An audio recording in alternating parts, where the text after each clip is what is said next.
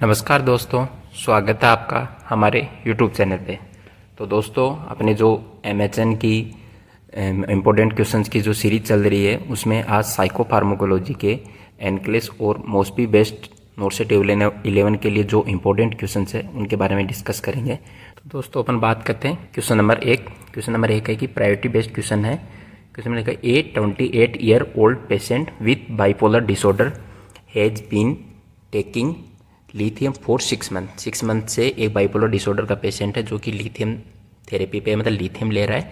The nurse notes nausea coarse hand tremors slurred speech and unsteady gait. मतलब कि nurse देखती है, note करती है कि उसको नोजिया हो रहा है, कोर्स ट्रेमर्स वगैरह हो रहे हैं, हैंड ट्रेमर्स हो रहे हैं, स्लर्ड स्पीच है और अनस्टेडी गेट है। मतलब कि वो सही से चल नहीं पा रहा है या उसकी जैसे जो चाल है वो स्टेबल नहीं है ऐसा। What is the priority nursing action. Priority nursing action क्या होगा उसके लिए? तो give the next schedule dose of lithium. Lithium के अपन को नहीं देना है कि जो भी ये इसके सिम्टम है इनको देख से ऐसा लगता था उसको टॉक्सिसिटी हुई है, तो उसको लिथियम की टॉक्सिसिटी हुई है। इसलिए अपन देखेंगे कि ये सारे सिम्टम होते हैं वो लिथियम टॉक्सिसिटी में होते हैं। तो अपन को नेक्स्ट डोज देंगे तो हो सकता है उससे लिथियम टॉक्सिसिटी और बढ़ सकती है। तो अपन को ये नहीं करना है। ऑप्शन सेकेंड है hold the lithium dose and notify the health care provider immediately. ठीक है, राइट ऑप्शन है। अपन को यही करना चाहिए बेसिकली कि होल्ड जो लिथियम की जो थेरेपी चल रही है उसमें लिथियम की डोज स्टॉप कर दो और हेल्थ केयर प्रोवाइडर को इन्फॉर्म करना है। आगे ऑप्शन देखते हैं encourage the patient to rest and reassess in 24 hours. अगर ऐसे ट्रेमर्स आ रहे हैं, ऐसा हो रहा है, तो हो सकता है वो इमरजेंसी कंडीशन भी हो सकती है, लाइफ थ्रेटनिंग कंडीशन भी हो सकती है। तो इसलिए अपन को इसका 24 आवर्स तक का वेट नहीं करना है, इमीडिएट एक्शन करना है, प्रायोरिटी एक्शन करना है उसका। Administer and anti Hamitic and continue therapy. Anti Hamitic वगैरह देख के कंटिन्यू नहीं करना कि उसको वोमिटिंग वगैरह नहीं हो रही है, उसको ट्रेमर्स वगैरह आ रहे हैं, स्लड स्पीच है, अनस्टेडी गेट वगैरह हो रही है, उसको हो रहा है। तो नोजिया वगैरह के लिए अपन ये देख के छोड़ नहीं सकते क्योंकि ये पहले से ऑलरेडी अपन को पता है लिथियम टॉक्सिसिटी के सिम्टम है। तो उसका ऑप्शन राइट होता है, वो बी ऑप्शन राइट होता है। इसका आंसर देखते हैं आगे। ऑप्शन बी राइट हो गया कि जो भी फाइंडिंग्स अपन देख रहे हैं वो सारी फाइंडिंग्स किसके? लिथियम टॉक्सिसिटी के, सीवियर लिथियम टॉक्सिसिटी की फाइंडिंग्स है। कॉमन साइन होता है coarse tremor, slurred speech, ataxia, persistent vomiting वगैरह हो गई, कंफ्यूजन वगैरह हो गया। ये सारे लिथियम टॉक्सिसिटी के साइन है। इसलिए अपन इसके जो भी डोज है उसको स्टॉप करेंगे और आगे इन्फॉर्म करेंगे हेल्थ केयर प्रोवाइडर को। फिर आगे देखते हैं क्वेश्चन नंबर 2। क्वेश्चन नंबर 2 साटा का क्वेश्चन है। इसमें लिखा एक patient has just started sertraline start करी है उसने, जो कि एक एसएस आ रही है। ठीक है, which instruction should be nurse include. इनमें कौन सा इंस्ट्रक्शन है जो नर्सेज को इसको इंक्लूड करेगी? ठीक है, तो इसमें क्या क्या अपन को सिलेक्ट करने हैं, जो भी होते हैं उनमें उतने सारे सिलेक्ट करने हैं। ऑप्शन ए है it may take 2 to 6 week before you notice improvement. मतलब कि ये इंप्रूवमेंट होने से इसमें 2 से मतलब कि 6 वीक तक लग जाते हैं। तो ये मतलब कि ऐसा है कि SSRI का सिम्टम आने में लगभग जो 1 से 1.5 महीना लग ही जाता है ऐसा। उसके बाद में जाके उसके सिम्टम वगैरह अपन को जो भी है जो वो देखने को मिलता है कि जो SSRI वर्क करती है वो 2 से 6 वीक तक का लग जाता है। तो ये होगा do not stop the medication suddenly medication stop नहीं करनी होती है। अगर सडनली अपन मेडिकेशन वगैरह स्टॉप करते हैं तो हो सकता है उसके एडवर्स इफेक्ट भी वगैरह भी आ जाए, तो दवाएं अचानक से बंद नहीं करते। Report the suicidal thoughts immediately. SSRI का एक साइड इफेक्ट ये रहता है कि पेशेंट को, जो भी पेशेंट रहता है उसको सुसाइडल थॉट्स वगैरह आने लग जाते हैं, तो उसके लिए रिपोर्ट करना। अगर ऐसा कुछ रहता है तो अपन को डॉक्टर को रिपोर्ट करना है। तो ऑप्शन ए सेलेक्ट हो गया, बी हो गया, सी हो गया, 3 अपन ने सेलेक्ट कर लिए। फिर ऑप्शन डी है you can take ST John's wort without concern. आप ST जोन वॉट्स मतलब एक ऐसा होता है कि ये मेडिसिन SSRI टाइप की एक मेडिसिन होती है जो आप इसको साथ में मतलब कि ले सकते हो उसके बिना। अगर थोड़ा बहुत सुसाइडल थॉट्स वगैरह ऐसा लगते हो तो ऐसा इसको ले सकते हो ऐसा। तो इसको इस वगैरह इसको लेने से क्या होता है कि सुसाइडल थॉट्स वगैरह वो और ज़्यादा बढ़ जाता है ऐसा।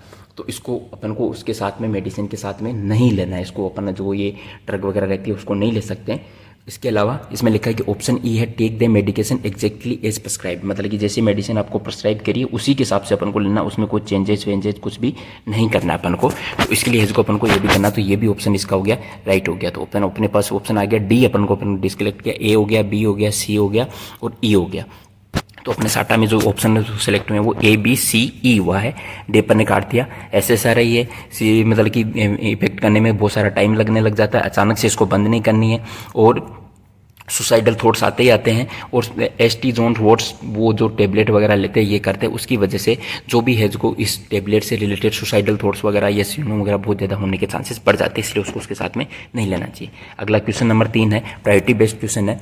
एक patient receiving haloperidol develop a temperature of 40 degree centigrade या 104 degree Fahrenheit, severe muscle rigidity, confusion, tachycardia and diaphoresis. मतलब कि एक हेलोपेरिडोल ले रहा है एक पेशेंट, मतलब कि सिजोफ्रेनिया का पेशेंट मान लो, किसी पेशेंट मान लो जो हेलोपेरिडोल ले रहा है उसको क्या अचानक से मसल रिजिडिटी हो जाती है, थोड़ा बहुत जो उसको कन्फ्यूजन भी रहता है, टेकिकार्डिया वगैरह हो जाता है।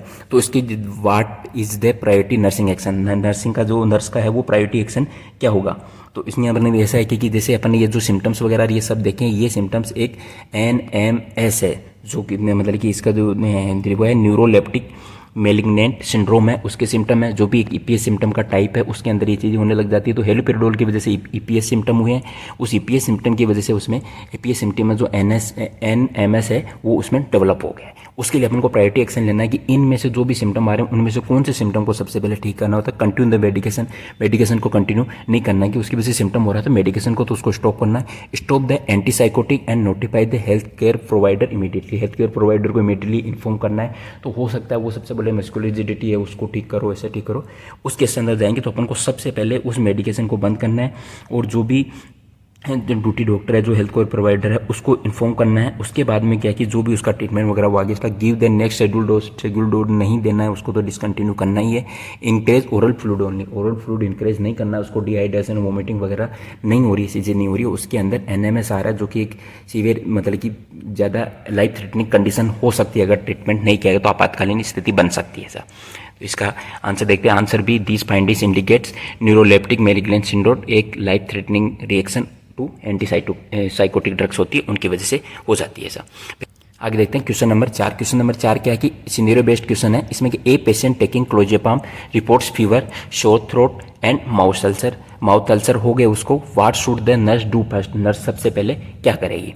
री assure the patient that this is expected, मतलब कि रीअश्योर करना है उसको, वापस से चेक करना है कि ये क्या हुआ है, ऐसा हुआ है।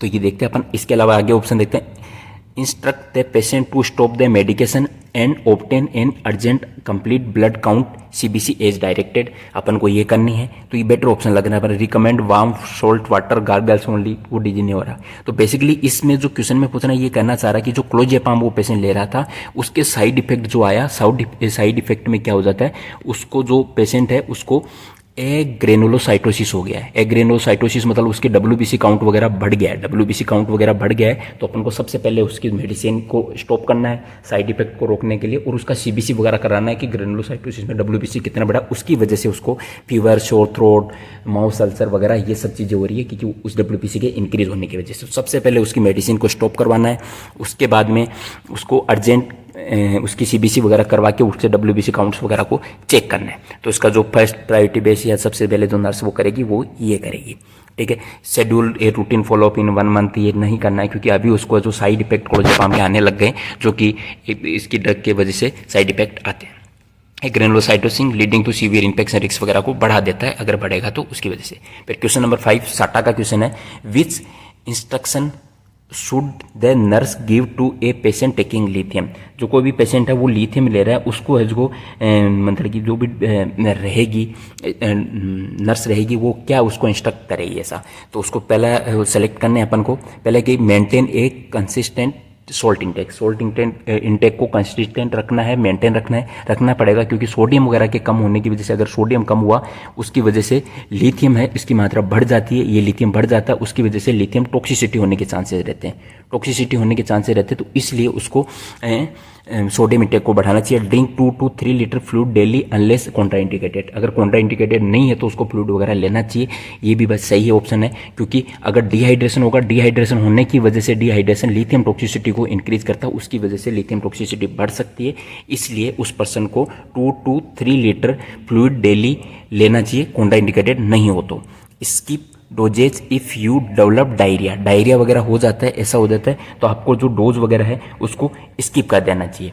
तो डोज वगैरह को स्किप वगैरह करने की वजह से ऐसा हो सकता है कि उसकी कंडीशन वगैरह और वर्स्ट हो सकती है। उससे बेटर है कि अगर आपको डायरिया वगैरह हो सकता है तो आप डॉक्टर को बता के फ्लूइड इंटेक वगैरह बढ़ाएं, ये सब चीज़ें करें, ना कि उस डोज को बिना डॉक्टर के परमिशन के बिना या डॉक्टर के प्रिस्क्रिप्शन के बिना उसको स्टॉप नहीं करना। अवॉइड डिहाइड्रेशन को अवॉइड करना। अगर डायरिया वगैरह होता है तो डॉक्टर को बता के फ्लूइड वगैरह इंटेक वगैरह को बढ़ाना है, सब करना है, ये करना। तो अवॉइड डिहाइड्रेशन को करना है।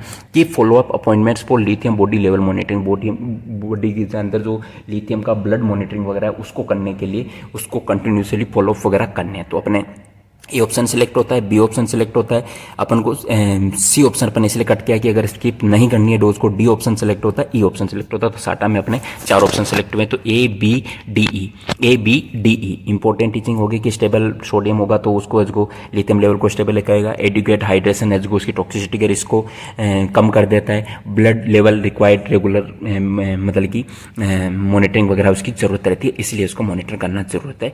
और नोट इंडिपेंडेंटली स्किप डोज, अपने आप जो डोज को स्किप नहीं करना। पहले हेल्थ केयर प्रोवाइडर से बात करना है, कोई सिग्निफिकेंट मतलब कि हो जो भी हो, उसके बाद में उस डोज को उसके हिसाब से कंटिन्यू करना। जो भी हो वो उनका अंडरलाइन कोजेज जो भी रहा डिहाइड्रेशन वगैरह उसको वो कवर कर सकते हैं, ठीक कर सकते हैं। उसके बाद में उनसे मिलके ही सलाह के बात करें।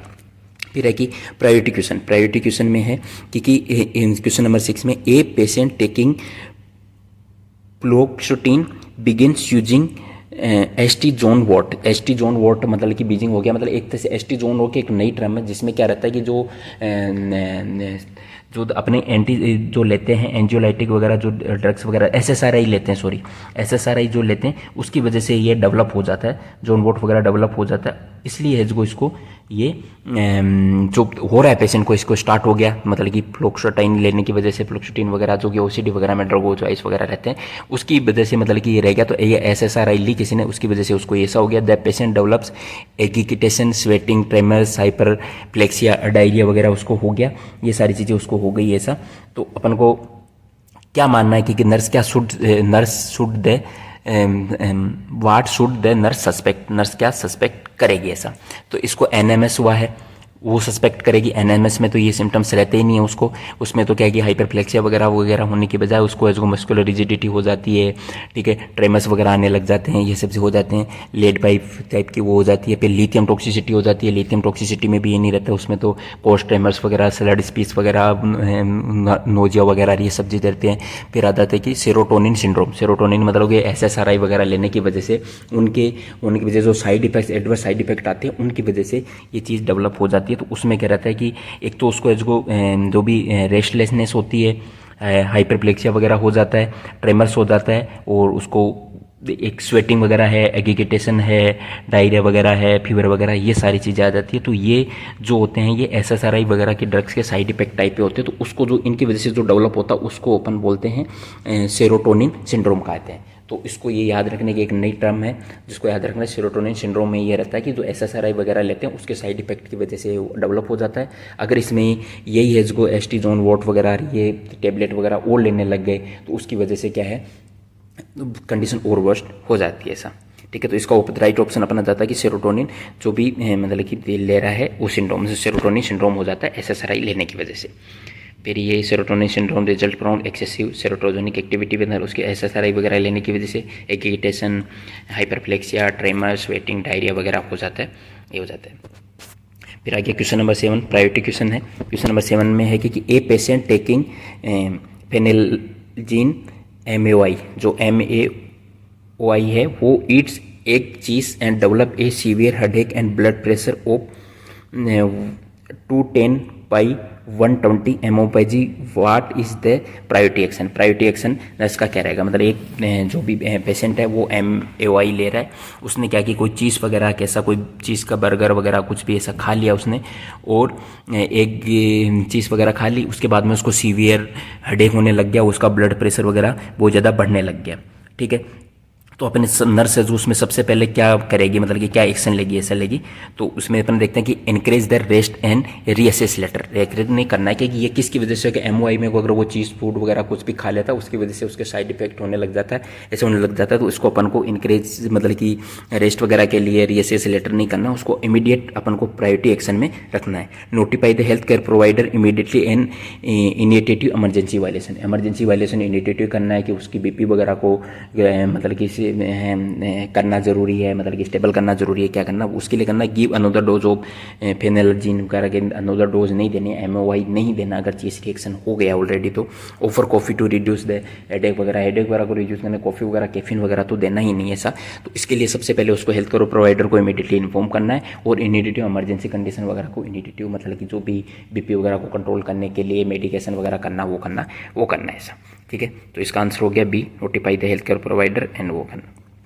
ठीक है, हाइपरटेंसिव क्राइसिस हो गया, ट्राई एमिनोज इंट्रैक्शन होता है एमओआई का होता है, उसकी वजह से सीवियर हेडेक, ये ब्लड प्रेशर बढ़ गया, पाल्पिटेशन हो जाता है, नेक स्टिफनेस वगैरह, ये एमओआई के जो चेस्ट रिएक्शंस होता है उसकी वजह से ऐसा होता है। तो वो एक इमरजेंसी लाइफ थ्रेटनिंग कंडीशन बन जाती है, तो उसमें प्रायोरिटी एक्शन अपन को हेल्थ केयर प्रोवाइडर को इन्फॉर्म करना, इमरजेंसी कंडीशन है उसको स्टेबल करने के लिए जो भी इनिशिएशन अपन को करने हैं, इंटरवेंशन करना वो करना है सबसे पहले।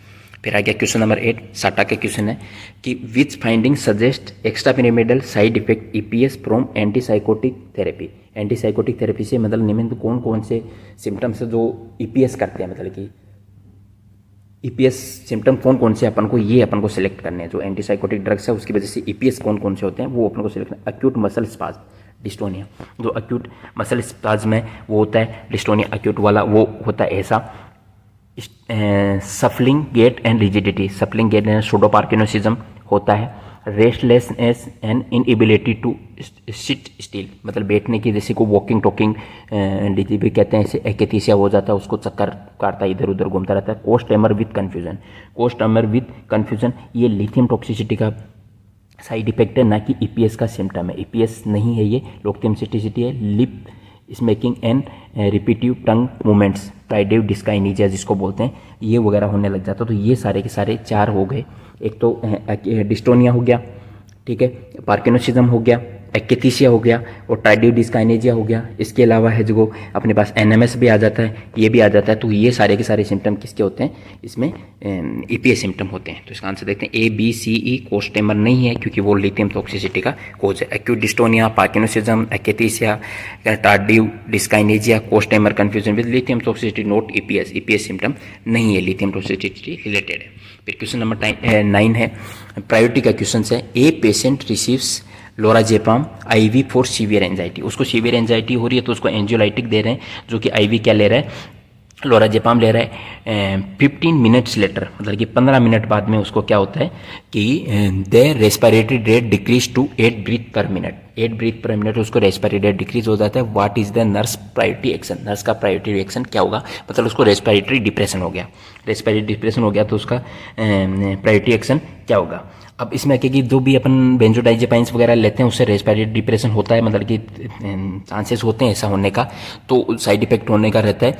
तो इसलिए कि रीअश्योरेंस दे पेशेंट को रीअश्योरेंस, अगर रेस्पिरेटरी डिप्रेशन होगा 8 तक आ गया तो शुड अपन को क्या डोज को स्टॉप ही कर देना चाहिए कि अपन नहीं दे सकते। मैग्नीशियम जो भी देते हैं उसमें भी अगर ऐसा रेस्पिरेटरी डिप्रेशन होता है तो अपन उसको स्टॉप कर देते हैं। तो उसको अपन को ये तो प्रायोरिटी एक्शन अपना नहीं रहेगा। Assess airway and breathing, provide supportive care and notify the health care provider, health care provider को इन्फॉर्म करना, उससे पहले अपन को असेस करना, उसको उसका ABC वगैरह देखना है, एयरवे ब्रीदिंग वगैरह ये चेक करना है, वो सर्कुलेशन वगैरह चेक करना है। के बाद में अगर उसको ऑक्सीजन की ज़रूरत लग रही है, सपोर्टिव केयर की ज़रूरत है तो वो अप्लाई करनी है, उसके बाद में अपन को डॉक्टर को इन्फॉर्म करना है, ये सही ऑप्शन है। इसके अलावा वो आगे ऑप्शन देते हैं increase the patient to sleep करने के लिए तो नहीं कर सकते, हो सकता है रेस्पिरेटरी डिप्रेशन और ज़्यादा सीवियर हो जाए, पेशेंट की डेथ भी हो सकती है। इस बात है administer the next schedule dose, ये भी नहीं करनी है। तो अपन को सबसे पहले एयरवे ब्रीथिंग वगैरह असिस्ट करना है, उसका प्रायोरिटी बेस पे ABC करना है, उसके बाद में हेल्थ केयर प्रोवाइडर को इन्फॉर्म करना है, जो भी सपोर्टिव केयर की जरूरत है वो स्टार्ट कर देना है।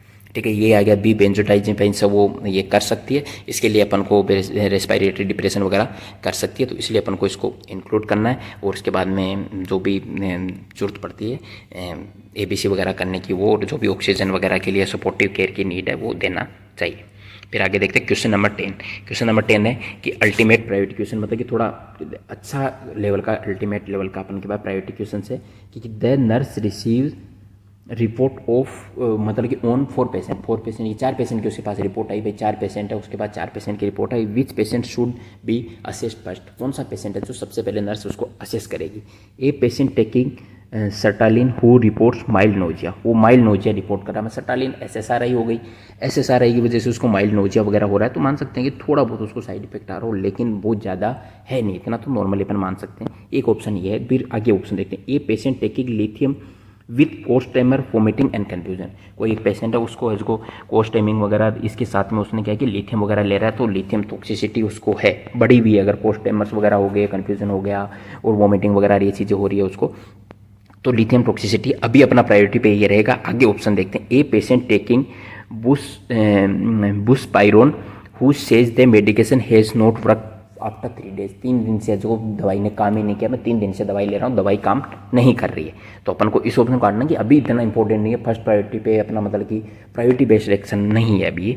हो सकता है वो डोज को डॉक्टर को ज़्यादा अपन चेंज वगैरह कर सकते हैं, जो भी कर सकते हैं। A patient taking fluoxetine who has mild insomnia, mild insomnia उसको है, फ्लुक्सिटिन ले रहा है, तो उसकी वजह से ऐसा सारी वजह से हो सकता है थोड़ा बहुत उसका हो, लेकिन ये अभी इतना इंपॉर्टेंट नहीं है। सबसे इंपॉर्टेंट अपने पास लिथियम टॉक्सिसिटी वाला पेशेंट, जिसको लिथियम टॉक्सिसिटी हो गई है, उसके कोस्ट टाइमर्स वगैरह आ रहे हैं, कन्फ्यूजन हो रहा है, वॉमिटिंग वगैरह हो रहा है, ये सब चीज़ें हो रही है, तो अपन उसको पहले हैंडल करना जरूरी है, प्रायोरिटी एक्शन अपना वो रहेगा। फिर आगे देखते हैं, इसका आंसर बी हो गया, lithium sign of lithium toxicity के हैं, तो अपन को प्रोग्रेशन हो सकता है, सीजर्स, कोमा वगैरह, कार्डियक कॉम्प्लिकेशन भी हो सकता है, तो उसको फर्स्ट प्रायोरिटी पे अपन को देखना जरूरी है। फिर आगे क्वेश्चन नंबर 11 है, प्रायोरिटी क्वेश्चन है। A 40 year old patient taking amitriptyline is found unconscious bed side an empty pill बोतल। इम्पेटी पिल बोतल मतलब कि खाली बोतल के साथ में उसको जो अपन ने देखा, मतलब कि एक पेशेंट था जो एमाइट्रिप्टिलिन ले रहा था डोज, लेकिन अपन ने सदा कि वो बेड साइड अनकॉन्शियसनेस है विथ इम्पेटी पिल बोतल के साथ में, मतलब कि जो बोतल थी उसकी सारी गोलियां हो सकता है उसने खा ली हो, ये पॉसिबिलिटी अपनी। ब्लड प्रेशर इज 80/50 mm/G, मतलब हाइपोटेंशन हो गया। पल्स इज 130 पर बीट पर मिनट है, तो मतलब उसको टेकिकार्डिया भी हुआ है, बीपी वगैरह गिरने की वजह से, हाइपोटेंशन होने की वजह से। ECG shows a widened QR complex. Widened QR complex क्या है? ईसीजी उसका वाइडेंस क्यूआर कॉम्प्लेक्स शो कर रही है, ठीक है। अब इसमें अपन आगे देखते हैं कि what is the nurse priority action. Nurse का प्रायोरिटी एक्शन क्या होगा? इनक्रेज ऑल ओरल फ्लूइड को इनक्रेज करना अपन को, ये तो अपना प्रायोरिटी एक्शन नहीं हो सकता उसको, कि उसका अभी बीपी भी 80/50 अनकॉन्शियस है बेड साइड में, तो अपना प्रायोरिटी एक्शन दूसरा होता है, ओरल फ्लूइड वगैरह देना नहीं हो सकता। कि पेशेंट पहले से अनकॉन्शियस हो तो अपन ओरल फ्लूइड वैसे भी नहीं दे सकते। Assess airway breathing circulation ABC and notify the health care provider. अपन को करना है, क्योंकि अनकॉन्शियस है पेशेंट, तो अपन को सबसे प्रायोरिटी एक्शन करना है, हेल्थ केयर प्रोवाइडर को इन्फॉर्म करना है। Wait for the patient to awaken, इतनी देर वेट नहीं करना पेशेंट को। अगर पेशेंट ज़्यादा सीवियर है वगैरह ऐसा कुछ है तो जरूरत हो सकती है कि उसको जो भी ऑक्सीजन का सपोर्टिव केयर वगैरह देने की जरूरत है तो वो स्टार्ट करेंगे, ये करेंगे। Admission next anti depressant drug next नहीं देनी है।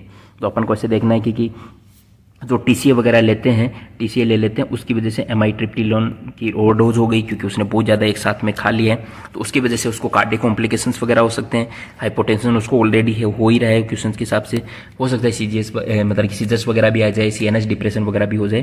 तो इसलिए अपन को जो सबसे पहले उसका एबीसी वगैरह करके और उसको अपन को हेल्थ केयर प्रोवाइडर को इन्फॉर्म करना है, अपन को चेक करना है कि पेशेंट कैसे, तो ये एमाइट्रिप्टिलिन डोज हो गया, उसकी वजह से ये फाइंडिंग्स आई, कार्डियक डिसरिथमिया वगैरह, सीएनएस डिप्रेशन, वाइडेंस क्यूआर और ईसीजी हो सकता है। फिर आता है क्वेश्चन नंबर 12, साटा का क्वेश्चन है। A patient is prescribed olanzapine, olanzapine उसको प्रेस्क्राइब कर दी। Which adverse effect should the nurse monitor for, मतलब कि कौन सा एडवर्स इफेक्ट है जो नर्सेज उसमें एक्सपेक्ट कर सकती है या मतलब कि मॉनिटर कर सकती है कि कौन सा एडवर्स इफेक्ट आ सकता है। मतलब ओलांजेपाइन कोई पेशेंट ले रहा है तो उसमें कौन सा आ जाता है। ओलांजेपाइन एक एटिपिकल एंटीसाइकोटिक ड्रग है, सबको पता है, इसमें मेटाबॉलिक कोज ज़्यादा आएंगे, मेटाबॉलिक वाला ज़्यादा चेंजेस मिलेंगे। तो पहला वेट गेन हो सकता है, ये कह रहा है कि वेट गेन हो सकता है, तो अपन को सबसे पहले देखेंगे तो वेट गेन होता ही है, क्योंकि ओलांजेपाइन से वेट गेन होता है, ये एक अपन प्रायोरिटी पे रखते हैं। मेटाबॉलिक जो भी साइड इफेक्ट आते हैं उसमें हाइपरग्लाइसेमिया भी होने के चांसेस हो जाते हैं, उसमें कोलेस्ट्रॉल लेवल वगैरह वो बढ़ जाता है, डिसलिपिडेमिया भी हो जाता है, ये भी होता है। एग्रेनुलोसाइटोसिस इन एवरी पेशेंट, जो हर कोई पेशेंट रहता है उसमें एग्रेनुलोसाइटोसिस, तो अपन ने पढ़ा है कि क्लोजेपाम की वजह से ग्रेनुलोसाइटोसिस होता है, एग्रेनुलोसाइटोसिस होता है, ओलांजेपाइन की वजह से नहीं होता है। मेटाबॉलिक सिंड्रोम में तो बहुत सारी आ जाती है, थायराइड वगैरह है, प्रोलेक्टिन वगैरह बढ़ जाना, ये हो जाना, वो सारी चीज़ें चेंजेस वगैरह भी आ जाते हैं। तो अपने पास ऑप्शन सेलेक्ट ए वा, बी वा, सी वा और ई वा। तो अपन ओलेंजापाइन लेते हैं, एटिपिकल एंटीसाइकोटिक ड्रग है, उसकी वजह से मेटाबॉलिक डिसऑर्डर वगैरह होते हैं, उसमें है जो उसको वेट गेन भी होता है, हाइपरग्लाइसेमिया भी हो जाता है, डिसलिपिडीमिया वगैरह भी हो जाता है, और उसके साथ में उसको मेटाबॉलिक सिंड्रोम्स वगैरह, तो उसमें बहुत सारी थायराइड वगैरह बढ़ना, ये बढ़ना, प्रोलैक्टिन लेवल का इंक्रीज होना ही होना, और एग्रेनुलोसाइटोसिस क्लोजेपाम की वजह से होता है, ओलांजापाइन की वजह से नहीं होता है। अब से लिखना ए बी सी ई आ गया। एटिपिकल एंटीसाइकोटिक कॉमनली कॉज ये weight one. Agranulocyte is mainly associate with clozapine, not all atypical antipsychotic. Atypical antipsychotic सबके साथ में नहीं होता है, एक उसका विशेष फैक्टर है कि उसकी वजह से ये होता है, जिस्पेरडिन की वजह से, इनकी वजह से जो भी है जो पीआरएल वगैरह का लेवल बढ़ जाता है, क्यूटिपाइन वगैरह की वजह से जो कैटेरेक्ट वगैरह होने के चांसेस रहते हैं, तो ये सारे उनके एक स्पेशल फैक्टर है जो उन्हीं के साथ में, जैसे SSRI से सुसाइडल थॉट्स वगैरह बढ़ जाते हैं। MAOI के साथ में अगर कोई चीज़ वगैरह ले लेता है, उसकी वजह से वो हाइपरटेंशन सिंड्रोम टाइप का हो जाता है, एक हाइपरटेंशन वगैरह हो जाती है, वो चीज़ रिएक्शन वगैरह हो जाती है, तो वो एक स्पेशलाइज्ड ड्रग की कैटेगरी के साथ में होने वाले। लेकिन जो एटिपिकल एंटीसाइकोटिक ड्रग्स होती है, उनकी वजह से मेटाबॉलिक सिंड्रोम वगैरह होने के चांसेस ज़्यादा होते हैं, लेकिन उससे ओलेंजापाइन से भी ये सब हो सकता है, क्लोजेपाम से स्पेशली एग्रेनुलोसाइटोसिस होता है। फिर आते हैं question number 13। Question number 13 priority based question है। A patient receiving valproic acid develop severe abdominal pain, nausea and vomiting. Valproic acid ले रहा है, मतलब कि बेसिकली अपन अगर बोलना चाहेंगे वैसे तो अपन ऐसा कह सकते हैं, वाल्प्रोइक एसिड वो ऐसा ले रहा है, तो वो एक तरह से लिथियम तरह की वाल्प्रोइक एसिड ले रहा है। उसके बाद में उसको एब्डोमिनल पेन हो गया, नोजिया हो गया और वोमिटिंग हो गई। What complication nurse should the nurse suspect पर, निम्न से कौन सा कॉम्प्लिकेशन नर्स सबसे पहले सस्पेक्ट करेगी कि निम्न में से कौन सा है वो हो सकता है। ठीक है, तो इसमें अपन आते हैं कि पेनक्रियाटाइटिस, कि जो वोल्प्रोइक एसिड वगैरह है वो लेता है, उसकी वजह से वोल्प्रोइड का जो भी अपने जो साइड इफेक्ट वगैरह रहते हैं उनमें पेनक्रियाटाइटिस होता है। इसके अलावा उसमें जो उसके लीवर वगैरह रहता है, इस एरिया में हिपेटो के जो लीवर वाला जो हिपेटोसाइट्स वगैरह होती है उनमें भी है जो स्वेलिंग वगैरह या टॉक्सिसिटी वगैरह होने लग जाती है। और इसके अलावा इसके साथ में जो उसको एक प्लेटलेट्स में डाउन आते हैं, थ्रोम्बोसाइटोपिनिया भी हो जाता है, प्लेटलेट्स की मतलब की जो संख्या वो गिरने लग जाती है। सो वेलप्रोइक एसिड के साइड इफेक्ट ये होते हैं। तो वेलप्रोइक एसिड के जो साइड इफेक्ट हैं वो या तो उसमें पेनक्रियाटाइटिस है, हाइपरटेंशन इसमें नहीं होता है, हाइपरथायरॉइडिज्म भी नहीं होता, आयरन डेफिशिएंसी भी वेलप्रोइक एसिड नहीं करता, केवल पेनक्रियाटाइटिस करता है। आंसर ए हो गया। अभी आ गया वेलप्रोइक एसिड का कोज मैंने लिख दिया, पेनक्रियाटाइटिस, हिपेटोटॉक्सिसिटी, थ्रोम्बोसाइटोपिनिया और severe abdominal pain is emergency require the immediate evaluation की जरूरत पड़ती है, ये इसके साइड इफेक्ट की वजह से होता है। फिर आता है question number 14, scenario based question है। इसमें लगे a patient with generalize anxiety disorder से, मतलब कि जनरलाइज एंजाइटी का पेशेंट है, GAD का पेशेंट है। वो कहता है कि I have been taking buspirone for 4 days, 4 दिन से मैं बुस्पाइरोन ले रहा हूँ, but my anxiety has not improved, मेरी एंजाइटी इंप्रूव नहीं हुई है। What is nurse best response, nurse का जो बेस्ट रिस्पॉन्स है वो क्या रहेगा, मतलब कि नर्स उसको क्या रिस्पॉन्स देगी कि ये सबसे बेस्ट है कि स्टॉप टेकिंग द मेडिकेशन में टेकिंग मतलब कि लेना आप स्टॉप कर दो, गलत बात है, ये अपन को डायरेक्ट नहीं बोलना है ऐसा। उसको देखना है कि buspirone usually required 2 to 4 week before significant improvement occurs. SSRI है वो 2 से 6 वीक तो लेती ही लेती है मिनिमम। उसको बोलना है कि आप 4 दिन से ले रहे हो, आपको मिनिमम 2 से 6 वीक वेट करना है, उसके बाद में इस मेडिसिन का असर आना, इफेक्ट आना शुरू होता है, तो उसके लिए वेट करना है। डबल टू डे डोज, मतलब डोज को डबल तो नहीं करना है ऐसा। बिस्पोरोइन वर्क्स इमीडिएटली काम नहीं करती है 2 वीक, तो अपना आंसर हो गया प्राइटिसिन वेवेज में कि इससे ने ऐसा कहा, तो अपन उसको बोलेंगे 2 से 6 वीक वेट कीजिए, उसके बाद में मेडिसिन अपना वर्क करना स्टार्ट करेगी। बुस्पाइरोन हेज डिले ऑनसेट वगैरह इसका रहता है, क्योंकि ये केस को मतलब कि बेंजोडाइजेंस वगैरह के हाथों हाथ काम करना शुरू नहीं करती है, कि ऐसा सारा ये तो धीरे धीरे इमीडिएटली रिलीव करती है। फिर क्वेश्चन नंबर 15 है, साटा का क्वेश्चन है। A patient taking benztropine develop side effect, benztropine वो ले रहा है उसको, तो साइड इफेक्ट हो गए उसको, ठीक है। विच फाइंडिंग आर एक्सपेक्टेड, क्या मतलब कि फाइंडिंग है वो एक्सपेक्टेड करेगा, ठीक है। बेंजोडाइजिन वगैरह देते हैं, वो जो भी मतलब कि EPS सिम्टम वगैरह हो जाते हैं, उसमें एक्टिसिया वगैरह इनका रहता है, उसके अंदर उसको दी जाती है, EPS सिम्टम के ट्रीट करने के लिए दी जाती है, जो कि एक एंटीकोलर्जिक ड्रग है, एंटीकोलर्जिक ड्रग है। तो उनके साइड इफेक्ट, एंटीकोलर्जिक ड्रग के साइड इफेक्ट तो ये रहता है कि उसमें एक तो उसका गला सूख जाता है, ये एंटीकोलर्जिक ड्रग का साइड इफेक्ट रहता है। ब्लड विजन वगैरह देखते हैं तो ब्लड विजन वगैरह भी हो जाता है। यूरिनरी रिटेंशन होता है उसको, कॉन्स्टिपेशन भी उसको कॉन्स्टिपेशन होता है उसको, और इसके अलावा उसको अंदर है जो एक्सेसिव सलाइवेशन वगैरह नहीं होता है। जैसे अपने एंटीकोलर्जिक ड्रग वगैरह, जैसे वो पढ़ा होगा अपन फार्मा वगैरह में पढ़ते हैं कि जो ड्रग्स वगैरह कई बार है जो ओपोइड पे वो कर लेते हैं या पॉइजनिंग वगैरह हो जाती है, ओपोइड ओवरडोज वगैरह हो जाती है, उसकी वजह से dry mouth, blood vision, urinary tension, constipation वगैरह हो जाता है। एंटीकोलर्जिक ड्रग से होता है, इसमें एक्सेसिव सलाइवेशन वगैरह नहीं रहता है, एट्रोपिन वगैरह का उसकी वो हो जाती है, तो उसकी वजह से ये सिम्टम आते हैं। तो इसमें अपने ABD आया, ABCD आया, ई एक्स्ट्रा एक्सेसिव सलाइवेशन नहीं है। ABCD एक्सप्लेनेशन है कि एंटीकोलर्जिक ड्रग का जो इफेक्ट आता है वो आता है ड्राई माउथ आ गया, ब्लड विजन आ गया, और कॉन्स्टिपेशन आ गया, यूरिनरी टेंशन आ गया, टेकिकार्डिया होता है, और एक्सेसिव सलाइवेशन नॉट एक्सपेक्टेड इसमें नहीं होता। इसमें सलाइवेशन वगैरह वैसे ही कम हो जाता है, ये जो फ्लूइड वगैरह का इनका है वो वैसे सिक्रेशंस वगैरह कम हो जाते हैं। फिर क्वेश्चन नंबर 16 है, प्रायोरिटी बेस्ड क्वेश्चन है। The nurse receive report on 4 psychiatric patients है, 4 साइकेट्रिक पेशेंट की उसने रिपोर्ट करी। Which patient should the nurse assess first, निम्न में से कौन सा पेशेंट है उसको नर्स सबसे पहले असेस करेगी।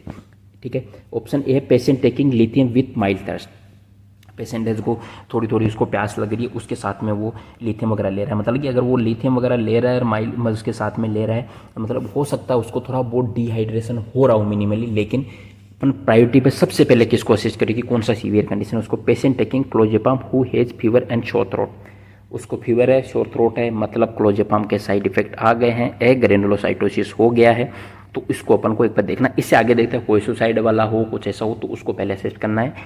Patient taking sertraline with mild nausea के साथ में ऐसा सर है, माइल्ड नोजिया हो रहा है, सुसाइडल थॉट्स तो अभी भी नहीं आए उसको, तो उसको तो अपन असेस नहीं करेंगे। इससे बेटर ऑप्शन अपने पास में बी है, जिसमें उस पर्सन को क्या हो गया, क्लोजेपाम के साइड इफेक्ट आना शुरू हो गए और फीवर हो गया, शोर थ्रोट हो गया, अच्छे भले आ रहे हैं। Patient taking buspirone who report dizziness उसको रिपोर्ट्स करा, बुस्पाइरिन वगैरह ले रहा है, थोड़ा बहुत तो होगा उसको क्यों एंटीएंजियोलाइटिक वगैरह, एंटी एंजियोलाइटिक वगैरह की वजह से। अब पेशेंट टेकिंग क्लोजेपाम हुए, साइड इफेक्ट आ गए, तो अपना ऑप्शन प्रायोरिटी बेस पे इसको अपन सेलेक्ट करेंगे, बी ऑप्शन अपना सेलेक्ट हो जाएगा। Fever and sore throat taking क्लोजेपाम suggest possibly ग्रेनुलोसाइटोसिस हो गया, उसकी वजह से WBC बढ़ेगा, तो उसका CBC करवाना जरूरी हो जाता है। फिर क्वेश्चन नंबर 17 है कि साटा का क्वेश्चन है, which statement by patient taking lithium indicate correct understanding, मतलब लिथियम वगैरह ले रहा है तो करेक्ट अंडरस्टैंडिंग कर रहा है, कौन सा स्टेटमेंट उसका सही रहेगा। I will drink plenty of water every day, मैं रोज़ खूब सारा पानी पीऊँगा, कौन इंडिकेटेड नहीं है, तो आप खूब सारा पानी पी सकते हो। ठीक है, फिर उसके बाद में ऑप्शन है, आई विल मेंटेन एक कंसिस्टेंट सोल्ट इंटेक, मैं कंसिस्टेंटली सोल्ट इंटेक करूंगा, सही बात है, अगर करेगा तो उसकी वजह से लिथियम टॉक्सिसिटी नहीं होगी, ऊपर वाला पानी भी पिएगा उसकी वजह से उसको लिथियम टॉक्सिसिटी नहीं होगी, डिहाइड्रेशन नहीं होगा। I will have my lithium blood level check regularly, मैं रेगुलरली अपना ब्लड लेवल चेक करवाऊंगा, सही अच्छी बात है। I will stop lithium where I feel better, ये गलती नहीं करनी है। अगर आपका लिथियम लेवल नॉर्मल आ गया तो भी आपको बंद नहीं करना, आप डॉक्टर से पहले कंसल्ट करो, वो जो प्रेस्क्राइब करे उसके हिसाब से चलना। अचानक से बेटर फील होते लिथियम बंद नहीं करना, हो सकता है कि आपके वापस से जो भी मेनिया वगैरह वो रिवर्स मतलब कि रिप्लास हो जाए, ऐसा हो जाए। I will contact my provider if I A persistent vomiting and diarrhoea, persistent vomiting और डायरिया वगैरह होने लगे तो हो सकता है लिथियम टॉक्सिसिटी के साइड इफेक्ट वगैरह भी आ रहे हो, तो मैं वोमिटिंग और डायरिया हो रहा है उसकी वजह से लिथियम टॉक्सिसिटी हो सकती है, तो उसको अपने जो भी हेल्थ केयर प्रोवाइडर है या जो भी डॉक्टर वगैरह है उससे जाके उसको इन्फॉर्म करना, उससे कंसल्ट करना है, उसकी वजह से उसको हो सकता है लिथियम, ये वोमिटिंग हो गई, डायरिया वगैरह हो गया, ये उसके लिथियम टॉक्सिसिटी के साइड इफेक्ट नहीं है, लेकिन इनकी वजह से उसको लिथियम टॉक्सिसिटी हो सकती है। ठीक है, तो इसमें अपने A, B, C और E आ गया, D अपन ने सिलेक्टेड नहीं किया क्योंकि D जो बोलता है उसके हिसाब से उसको दवाई डायरेक्ट बंद नहीं करनी है, उसको feel better. Maintain hydration, stable sodium intake, regular blood monitoring वगैरह ये सब करते रहना। क्वेश्चन नंबर 18 है, प्रायोरिटी बेस्ड क्वेश्चन है। A patient receiving haloperidol suddenly develop painful neck muscle spasm, nail muscle spasm में उसको हो गया है। ठीक है, एंड अपवर्ड डेविएशन ऑफ आई हो गया, ओक्लोगायरिक मतलब ओक्लोगायरिक क्राइसिस वगैरह उसको हो गया है। तो एक पेशेंट था जो ले रहा था हेलोपेरिडोल वगैरह ले रहा था, तो उसको क्या आ गए, ईपीएस सिम्टम आ गए, ईपीएस सिम्टम आ गए उसको, तो अपन ये जो होता है वो एक्यूट डिस्टोनिया वगैरह है उसमें हो जाता है। टोर्टिकोलिसिस को बोलते हैं, मसल स्टिफनेस वगैरह हो गई उसको, और ओक्यूलोगायरिस क्राइसिस वगैरह हो गया, ईपीएस सिम्टम आ गया। तो नर्सिंग की प्रायोरिटी एक्शन क्या होगा, रीएश्योरेंस द पेशेंट को अपन को रीएश्योरेंस नहीं करना है क्योंकि उसमें पहले से ईपीएस सिम्टम आ गए।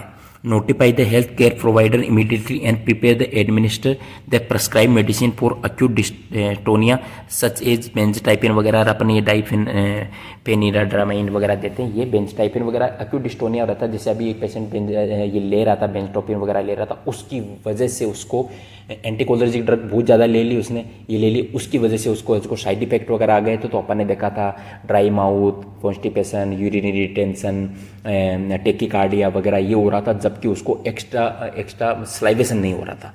तो ये चीज़ें सारे इफेक्ट होते हैं, बेंजोटाइफिन वगैरह के साइड इफेक्ट थे ज़्यादा लेने के मतलब। लेकिन इसका जो मेडिसिन का जो ट्रीटमेंट करेंगे वो डोज का जो मतलब इसका जो ईपीएस सिम्टम का ट्रीटमेंट वो बेंजटोपिन वगैरह देख के करते हैं, जिसको टोटिकोलिस हो गया या उसको ओक्यूलोगाइरिस हो गया, आइज वगैरह का ओक्यूलोगाइरिस क्राइसिस वगैरह हो गया तो उसको ये देते हैं। इंक्रीज एक्सरसाइज वगैरह तो करवानी नहीं है उस टाइम पे, कंटिन्यू ऑब्जर्विंग ओनली, ऑब्जर्व नहीं करना उसको। वो एक ईपीएस सिम्टम आ गया तो मेडिकल इमरजेंसी हो सकती है, तो उसको प्रायोरिटी एक्शन पे ट्रीटमेंट करना जरूरी है। तो अपन को हेल्थ केयर प्रोवाइडर को इन्फॉर्म करो इमीडिएटली, और जो भी प्रिस्क्राइब मेडिसिन वगैरह है बेंजटाइपिन वगैरह वो देनी है। डिस्टोनिया ईपीएस सिम्टम है, इसकी वजह से हो जाता है एक्यूट डिस्टोनिया हो सकता है, ठीक है। फिर इसके बाद में एयर वगैरह, प्रिवेंट एयरवे कॉम्प्लिकेशन वगैरह, वो तो प्रायोरिटी पे है कि अगर उसको एयरवे वगैरह का मतलब ऑक्सीजन सेचुरेशन वगैरह कम हो रहा है तो ऑटो सपोर्टिव केयर वगैरह देनी है। क्वेश्चन नंबर 19 है, साटा का पेशेंट है, which finding suggest serotonin syndrome. अभी अपने सेरोटोनिन सिंड्रोम पढ़ा था, कौन सी फाइंडिंग सेरोटोनिन सिंड्रोम करती है, जिसको एसएसआरआई ज़्यादा लेने के साइड इफेक्ट वगैरह होते हैं, एसआरआई ज़्यादा होता है तो साइड इफेक्ट आने लग जाता है, हाइपरप्लेक्सिया होता है, एगिटेशन हो सकता है, जो अपन ने पढ़ा कि हाइपरप्लेक्स एगिटेशन वाला पेशेंट है, स्वेटिंग वगैरह उसको रहता है, डायरिया वगैरह भी उसको हो जाता है पेशेंट को, डायरिया वगैरह भी रहता है। इसके अलावा लेड पाइप मस्कुलर रिजिडिटी होती है, वो किसको होती है, केवल जो एनएमएस वाला पेशेंट है उसको होने लग जाती है। ये एक एसएसआरआई के साइड इफेक्ट हैं, और ये जो है वो इसका जो अपने क्या बोलते हैं एनएमएस है उसका साइड इफेक्ट है। तो अपन एनएमएस का साइड इफेक्ट हो गया लेड पाइप मस्कुलर रिजिडिटी, तो ये ऑप्शन सेलेक्ट नहीं होगा, ये हो गया, ये हो गया, ये हो गया, तो ये 4 ऑप्शन इसमें सिलेक्टेड हो गया, अपने साटा में ये सिलेक्ट है। तो ABCD serotonin syndrome commonly include agitation, hyperreflexia, tremor, sweating, diarrhoea वगैरह, ये मैंने पहले भी कर दिया। Lead pipe rigidity is more characteristic of neuroleptic malignant syndrome है, एनएमएस है उसका ज़्यादा है। फिर आते हैं क्वेश्चन नंबर 20। क्वेश्चन नंबर 20 क्या है कि ये है कि ए नर्स, मैं थोड़ा छोटा कर देता हूँ, हाँ, a nurse receives report on 4 patient, 4 patient की उसको रिपोर्ट रिसीव हुई, इनमें से कौन सा पेशेंट हुआ जिसको फर्स्टली असेस करेगी। तो ये प्रायोरिटी बेस्ड क्वेश्चन है, तो ऐसे क्वेश्चन वगैरह आने के ज़्यादा चांसेस रहते हैं। A patient taking fluoxetine with mild insomnia वगैरह के साथ में ले रहा है, तो वो अभी है नहीं। इससे आगे ऑप्शन थे, patient taking haloperidol with temperature of 40 degree Fahrenheit और severe muscular rigidity, severe muscular rigidity होगी मतलब एनएमएस हो रहा है उसको, ठीक है। ये एक medical emergency life threatening condition है, तो ये पहला वाला ऑप्शन कट के कि उससे ज़्यादा अपने पास में लाइफ थ्रेटनिंग कंडीशन आ गई तो उसको काट दिया अपने। इससे आगे ऑप्शन देखते हैं, patient taking lithium with mild nausea वगैरह हो रहा है, लिथियम वगैरह ले रहा है, तो ठीक है उसको लिथियम टॉक्सिसिटी हो सकती है, बट इतनी ज़्यादा नहीं है जितने ऊपर वाला सीवियर है, उससे ज़्यादा प्रायोरिटी सिम्टम नहीं है कि उसको ज़्यादा प्रायोरिटी दें। Patient taking statin who report decrease appetite कम हो गई, वो उसका साइड इफेक्ट बाद का है, अभी नहीं है। तो सबसे ज़्यादा इंपॉर्टेंट अपने पास में रहता हुआ है कि patient taking haloperidol with a temperature of 40 degree centigrade उसका टेम्परेचर, सीवियर मसल रिजिडिटी हो गया मतलब उसको एनएमएस हो गया, न्यूरोलेप्टिक मैलिग्नेंट सिंड्रोम उसको हो गया, एपीएस सिम्टम आ गया। तो उससे पहले उसको अपन को उसको मस्कुलर रिजिडिटी या उसको जो हाइपरटेंशन वगैरह हो रहा है उसको ठीक करना जरूरी है, ना कि दूसरे पेशेंट वगैरह को ऐसा। इसका आंसर हो गया बी हो गया, क्लासिक न्यूरोलेप्टिक मैलिग्नेंट सिंड्रोम का ये हो गया, हाई फीवर हो गया, severe lead pipe muscular rigidity, altered mental status, autonomic instability मतलब कि वो ऑटोनॉमिक जो नर्वस सिस्टम रहता है उसकी स्टेबिलिटी नहीं रहती है उसका, और इसमें मेडिकल इमरजेंसी हो जाती है। मतलब ये पेशेंट अलग से आते हुए दिखता था कि हेलोपेरिडोल इसको दी, घर गया 2 घंटे बाद में अटेंडर घर वाले साथ में लेके आए, सर इसको तो पता नहीं क्या हो गया, आपने दवाई दी तब तो ठीक हो गया, घर जाके तो ऐसे बेहोशा हो गया, हाथ पैर अकड़ गए, ऐसे गए, बुखार आ रहा है, इसको ऐसा हो रहा है, इसके मतलब कि पूछ रहे तो कुछ बता भी नहीं रहा, नाम भी नहीं बता रहा, ऐसा नहीं बता रहा, तो उसकी वजह से ऐसा हो जाता है। तो दोस्तों ये तो अपनी सीरीज़ का जो साइकोफार्माकोलॉजी है उसके इंपॉर्टेंट क्वेश्चंस वगैरह थे।